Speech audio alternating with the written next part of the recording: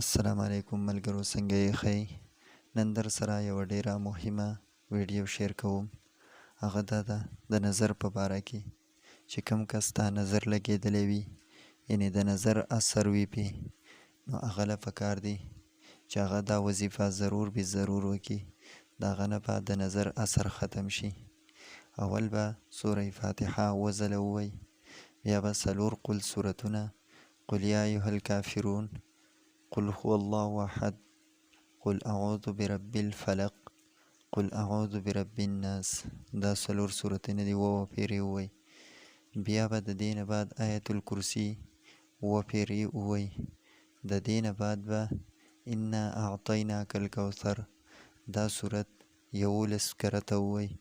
د دې نه بعد به د سوره قلم اخرنی 3 آیتونه، فاجتباه ربه فجعله من الصالحين وإن يكاد الذين كفروا ليزلقونك بأبصارهم لما سمعوا الذكر ويقولون إنه لمجنون وما هو إلا ذكر للعالمين، دا وپیری اوی. او د دې نه پس دا 2 دعاګانې اوی، بسم الله الذي لا يضر مع اسمه شيء في الأرض ولا في السماء، بسم الله الذي لا يضر مع اسمه شيء في الأرض ولا في السماء.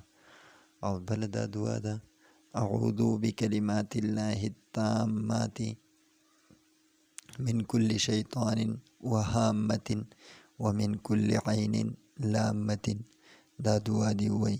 انشاءالله دا بعد نظر اثر ډیر زر تر زره ختم شي. ملګرو که زمونږ چینل مو نه سبسکرایب کړی، نو زمونږ چینل وسره سبسکرایب کړئ.